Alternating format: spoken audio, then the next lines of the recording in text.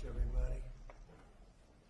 It's been a little busy day, right? We had a good morning, and now we're having a good evening, and we're going to a premiere in a little while. But there's nothing more important than what we're doing right now, in my opinion. Today I'm signing a historic executive order to combat the scourge of addiction and substance abuse. Big deal in this country and probably in every country. We're calling it the Great American Recovery Initiative. I'm grateful to be joined by co-chairs of this sweeping new effort, Secretary of Health and Human Services, Robert F. Kennedy, Jr., and Senior Advisor to the White House Great American Recovery Initiative, Catherine Burgum. Thank you both very much.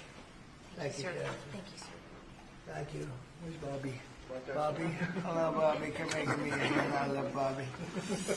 You're doing a great job, Catherine. Right? Do we think so? Who's doing a better job, him or your husband? Maybe the husband. He's doing a good job. I'm just getting started. So. They're both doing very well, and now you're going to do better than both of them. Thanks as well to Attorney General Pam Bondi, Secretary Doug Burgum, Secretary Scott Turner, Secretary Doug Collins, Special Envoy Steve Witkoff, who's got some pretty good news, Chief of Staff Susie Wiles, FDA Commissioner Dr. Marty McCary, NIH Director Dr. Jay Bhattacharya. Oh, I've gotten good at that. You are.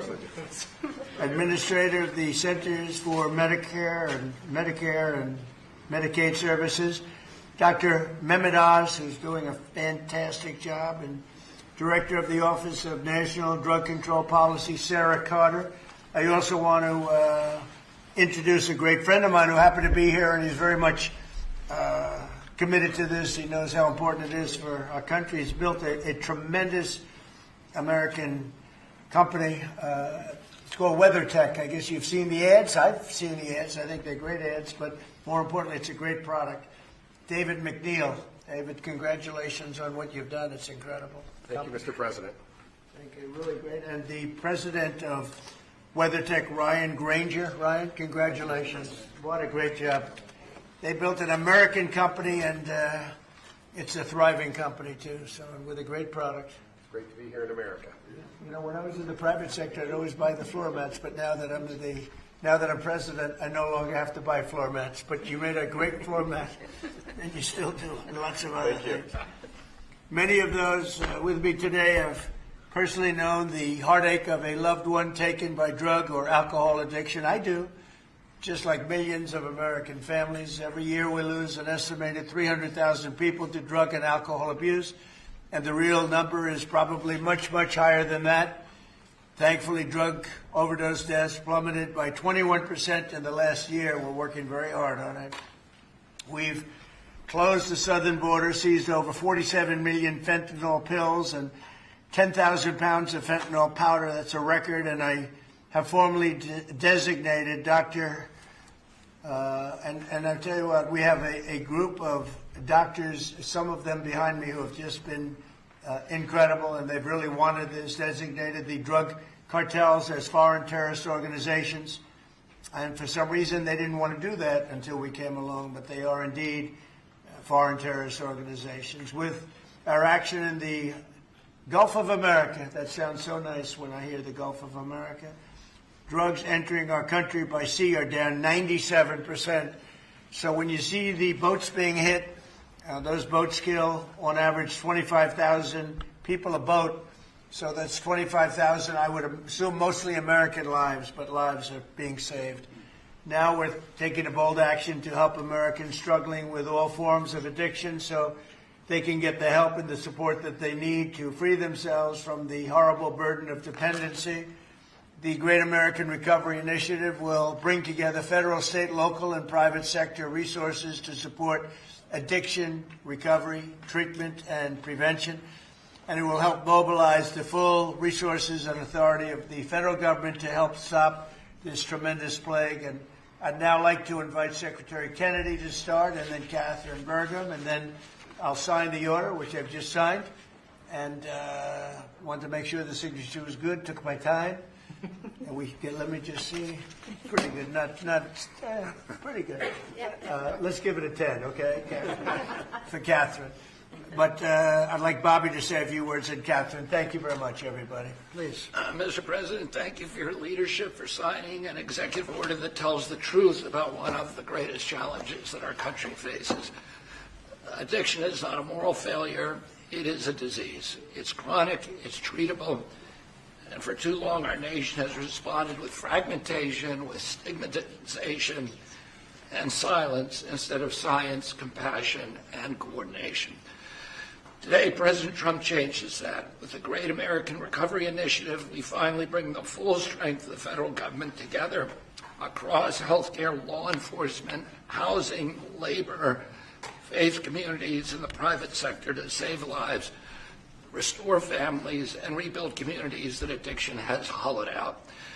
Nearly 50 million Americans suffer from substance use disorder. Many never receive treatment. Even more don't believe that help is possible. That is not because recovery doesn't work. It's because our systems have failed to reach the people where they are early enough, long enough, and with dignity. This initiative fixes that. We will align federal programs instead of letting them operate in silos. We will set clear, measurable goals and report honestly to the American people. We will use evidence-based care, modern science, and continuous support, just as we do for heart disease, diabetes, and other chronic illnesses. We will focus on prevention before addiction takes hold. We will intervene early. We will expand access to treatment that leads to real, long-term recovery.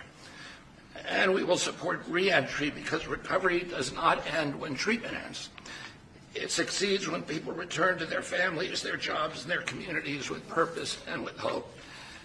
As co-chair of this initiative alongside of Catherine Burgum, whose leadership and commitment strengthens this work, I pledge urgency, accountability, and honesty. Catherine and I share the experience of having been addicted and long-term recovery. Almost everybody in this room and almost everybody in our country has been touched by addiction. Steve Witkoff, who's here, had an extraordinary son, Andrew, who was a superstar boy, a straight A student, an athlete, and a wonderful leader, and lost that son to addiction. President Trump has talked about his own families who had a struggle with addiction.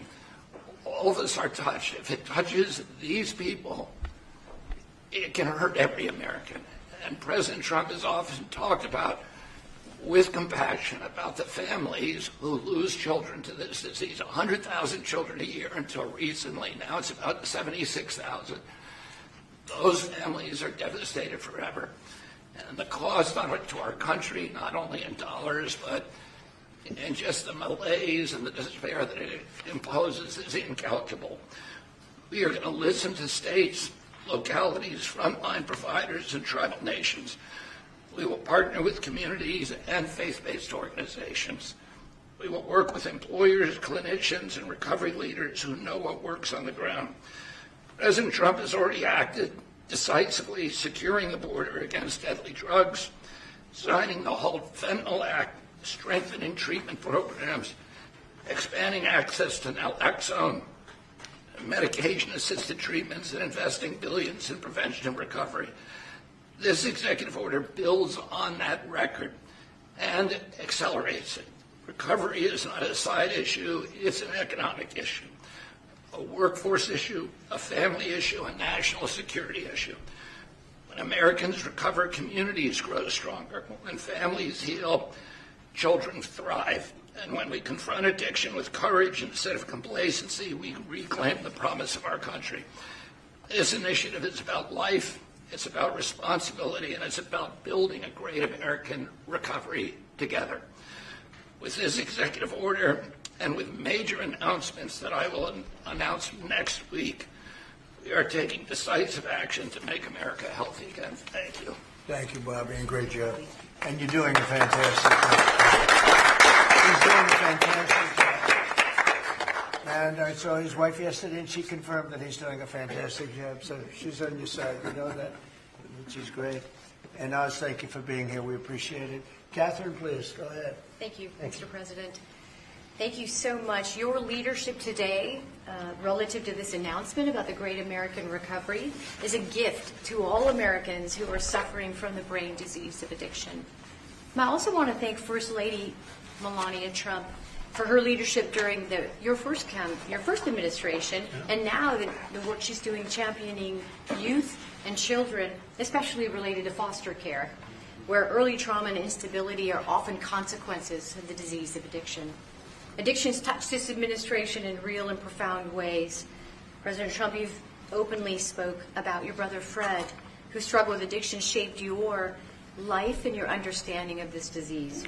And Susie Wiles carries the lived experience of her father, the late, great Pat Summerall, whose recovery journey became a source of hope for millions. Vice President Vance has shared his story of his mother's battle and recovery. And as Secretary Kennedy just said, he brings his own lived experience, proof that recovery is not theoretical, it is possible. These stories matter because they are not isolated. They reflect the reality of the over 190 million Americans, that's half our nation, who are impacted in some way by the disease of addiction. And I am one of them. I started drinking in high school, and I was a blackout drinker from the start.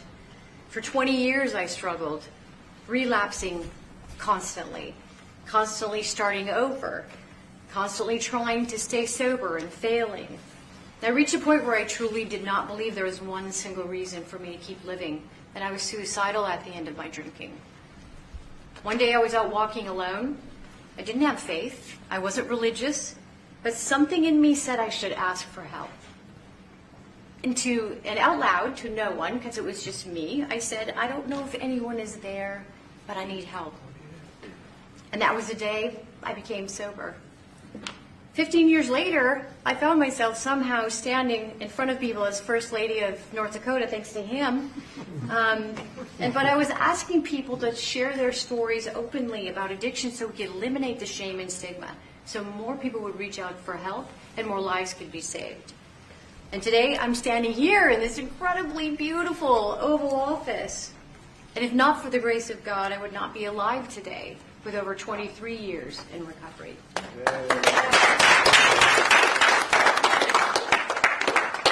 That's why I'm here. My message is simple: never give up hope for recovery.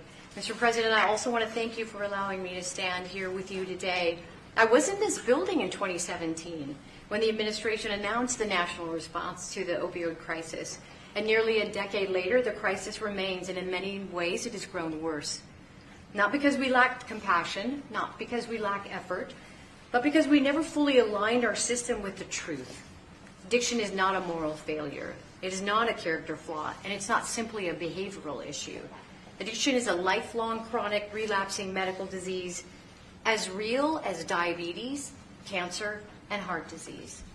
And when we fail to treat it as such, we don't treat the disease, and we pay mightily for the consequences. Emergency rooms, jails, foster care, overdose deaths, and broken families. The Great American Recovery changes that.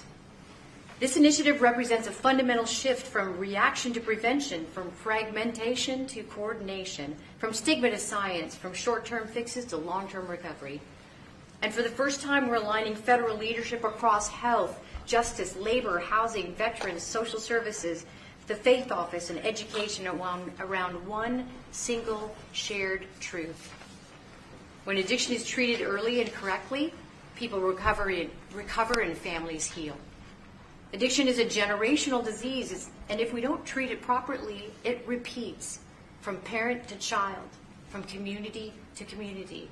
And when we treat it like a lifelong condition, the condition that it is, we stop that cycle.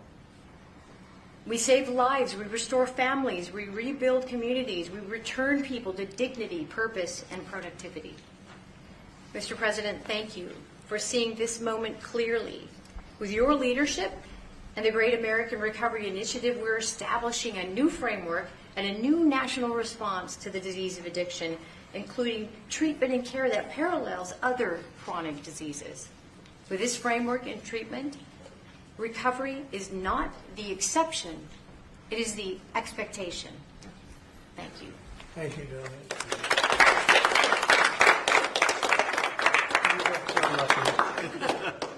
You know, I saw them riding horses in a video, and they said, "Who is that?" I was talking about her, not him.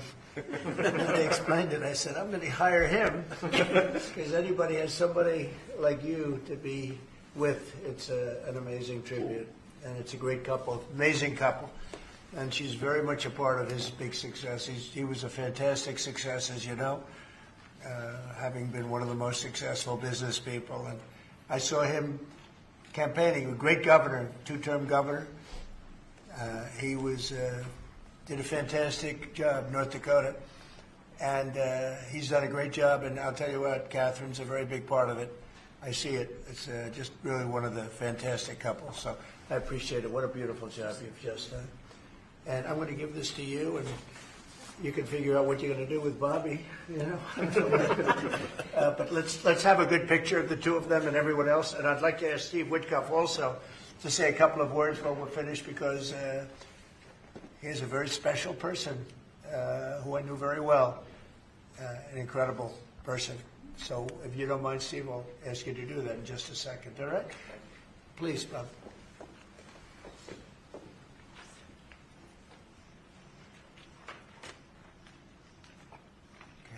Thank you very much, Catherine. Thank you very much. Thank you. Great job. Thank you. Steve, please. The president is doing the same thing to me now that he did to me in 2017. Do you remember, Catherine? Yeah, we were sitting next to each other. Yeah. Yes. So I want to tell the story about this. So I came to the opioid conference, and the president did not know I was coming because I was invited by the First Lady. And he leaned over, saw me in the aisle, and he looked at me and he said, "Steve," and then he realized why I was there, because I had lost my son Andrew, and the president was an incredible friend when I lost him. I lived in his building at 502 Park Avenue, and I remember when him and the First Lady came, and I talked about this all the time. And so he took my hand, and he said to me, "Come on up to the stage and tell the world about your boy Andrew." And of course, that was, something that was really meaningful to me, but, and I got through it. And I talk about it all the time. I talked about it on the campaign trail and so forth. He is a very special man. And he's begun and led the fight against opioid addiction and alcoholism. And Catherine, I feel like we sort of bonded from that day. And it's just my blessing to work for you, sir. He's a special guy.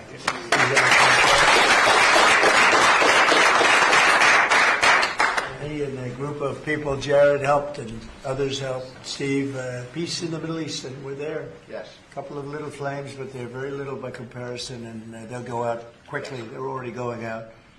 And he's now trying very hard to settle up with Russia and Ukraine, and I think a lot of progress is being made there. And I told that Russia's not doing any shooting for a period of time during this horrendously cold weather. Because of you. So we asked President Putin if they could stop the shooting for a week. They're being hit with proportionately the kind of cold that we're being hit. It's much colder in Ukraine to start off with, but it's really cold now, and he agreed to do that. We appreciated that very much. It's a nasty war. It's a nasty, nasty war. Would anybody else have anything to say? I can say that I am extremely late, but that's okay. Don't worry about me. Would anyone else have anything to say? Doug, you're doing a fantastic job, and we appreciate it. Marty, you are really something special. Everyone's talking about you. Every time, if I don't mention Marty, Bobby always mentions it. So we have a great team. Jay, great. Marty, great. You guys want to say something? Thank you. Thank you. Well, historically, with addiction, the entire society has always been reactionary, and that's been the story of healthcare. But at the FDA, we are looking into incredible cutting-edge therapeutics, and we are being proactive, giving them vouchers when we see something that's promising to get an approval as quick as weeks in an era of a 10 to 12-year approval time. And the ultimate therapeutic is community, houses of worship. addressing loneliness. And so that's part of the MAHA agenda, thanks to Bobby. So thank you, Mr. President. Thank you very much. Great job. Thank you. Jay? Mr. President, in 2018, you launched the HEAL initiative, helping to end addiction long-term at the NIH. It's paid fruit. It's yielded fruit. The ingenuity of small business has developed products that can deal with pain without opioids. The naloxone, which saves lives, Right. that was the fruit of NIH. And the kinds of investments that are your administration that you made starting from from the first Trump term to now will continue to pay dividends. The kind of research that the NIH is doing will help turn the tide, make people's lives so much better, restore families. All of the addiction that we've seen, 80,000 deaths we saw, the huge spike in addiction deaths, during the first Biden term is going to be a thing of the past, and I'm so proud to be part And of this. fellas, some great things happening, right? Yeah. Marty, there's great, really great things happening. I hear it. And some pretty big announcements over a short period of time, right? Yep. Moving drugs over the counter so you don't need a prescription. Yeah, right. Naloxone, which treats opioid, is one of those drugs. And we're being proactive with synthetic 7-OH, a new opioid that's showing up, and we're working with the DOJ on addressing that because chemists are coming up with new opioids faster than the government has been able to keep up. We're going proactive on these new chemicals. That's great. No, I hear fantastic things. Thank you all very much. We really appreciate it a lot. Thank you, Oz. He's doing a fantastic job. Thank you all very much. I appreciate it. Thank you, please. Thank you. Mr. President, can you respond to the new Fox poll that says people think ICE's tactics are too aggressive? Photographers, reporters, we're done. Cameras, we're going. Thank you, guys. Thank you, guys. Thank you, guys. Thank you, guys. Thank you. Are we going to flip for this, or what are we going to do?